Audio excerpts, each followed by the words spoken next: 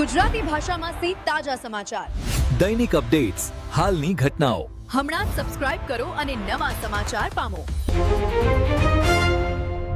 થરાદના પડાદર ગામે દહેજ વિવાદે ઉગ્ર સ્વરૂપ ધારણ કર્યું. પરિણીતાને ત્રાસ અને રૂપિયા 10 લાખ દહેજની માંગણીના આક્ષેપ. સમાજની બેઠકમાં ધીંગાણું, 3 ઇજાગ્રસ્ત.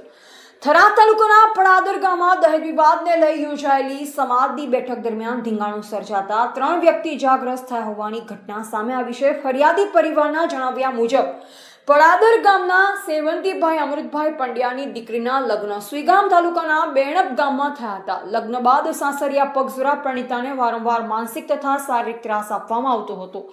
મારપીટ કરવામાં આવી હતી તેમજ વધારાના રૂપિયા 10 લાખ દહેજની માંગણી કરવામાં આવી હોવાના ગંભીર આક્ષેપ કરવામાં આવ્યા છે.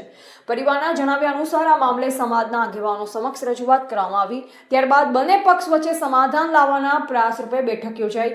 બેઠકમાં સાસરિયા પક્ષ તરફથી આશરે 50 થી 60 લોકો હાજર રહ્યા હોવાનું જણાવવામાં આવ્યું.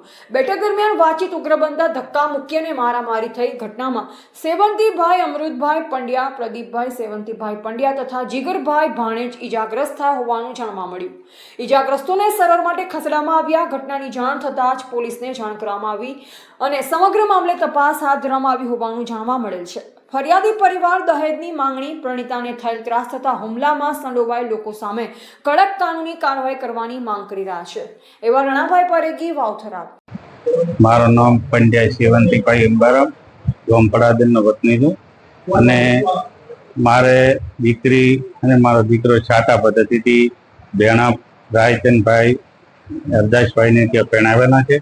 એમનો પુત્ર છે અને ઘણા સમયથી મારી દીકરીને હેરાન કરતા હોય, મારઝૂડ કરતા હોય તો મેં સમાજને વાત કરી કે મને ખૂબ હેરાન કરે છે અને 10 લાખ રૂપિયાની દહેજ માંગે છે અને મને વારંવાર મારી દીકરીને અમને મારા દીકરાને હેરાન કરતા હતા. તો મેં સમાજમાં વાત કરી કે મને ઘણા સમયથી આ હેરાન કરે છે અને ખોટી રીતે કે તમે માતા મૂકી છે અને મને સમાજના માણસો મારી પાછળ આવ્યા કે તમે સમાજમાં રાયચને વાત કરી તમે માતા મૂકી છે. મેં કીધું મેં આવું મને કશું કોઈ આવડતું છે નહીં. તો કે તે માતા મૂકી છે અને રાયચને કીધું કે મને કડાવના બાપજી કહે છે એટલે કે તે માતા મેલી છે 100%.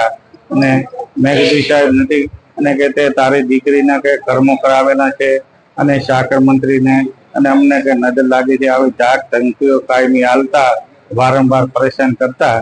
એના કારણે મેં સમાજમાં મારે ખૂબ બે હાથ જોડીને વિનંતી કરી કે મને આ ખોટી રીતે હેરાન કરે છે તો મહેરબાની કરીને તમે મને સામાજિક નિરાકરણ લાવી દો.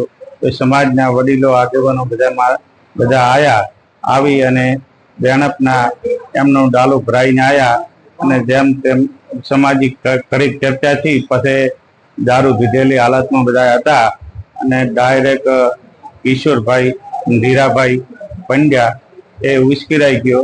મારા છોકરાને ગરી લીધો, ત્યાં ઊભો હતો તો અમે છોડાવવા હતા. મને પાછળ લાકડી મારી કિશોરભાઈએ અને પછી મોટો ટોળો હતો એટલે હારના ઘણો ઝઘડો થઈ ગયો. ત્યારે કોને શું હું બેહોશ જેવો થઈ ગયો. મારા છોકરાને અને મારા જે આગેવાન ભાઈ મારા બધો પરિવાર હતો એ અમને તાંતર બહાર કાઢી લીધો. નકા સાહેબ લાકડી ધોકા વડે ડાલો ભરાઈને આવ્યા હતા અને અમને મારી નાખો. નમું જો અમારો પરિવાર જો સાથે ના હોત તો આજ અમારો આ પૂરું મર્ડર કરી નાખ્યા. હજી કીધું છે કે તમે ગમે ત્યારે તમારું મર્ડર કરવામાં આવશે ને આવશે અને મારી દીકરીને હેરાન પરેશાન કરે છે. તો હું સરકારશ્રીને વિનંતી કરું છું કે સાહેબ આ જે આક્ષેપો આલ્યા છે એક ટડાવ બાપજીએ કે કીધું છે અને તમે કે આવું કર્મ કરેલું છે, આવું ખોટો આક્ષેપ આલ્યો છે. તો હું આ પાકો કઈ જગ્યાએ શું કર્યું જે સાહેબથી મને સરકાર આની પાકી તપાસ કરી અને મને ન્યાય આપે એવી વિનંતી કરું. માંગણી છે તમારી સરકાર જોડે? શું મારી સરકાર જોડે કે મારી દીકરી એક જ મારી દીકરી છે અને ગરીબ સીધી દીકરી છે અને ખૂબ હેરાન કરે છે અને દહેજ 10 લાખ રૂપિયા સમાજના માણસો કને કીધેલું છે કે 10 લાખ રૂપિયા હલાવો અને દહેજની વારંવાર માગણી કરે છે.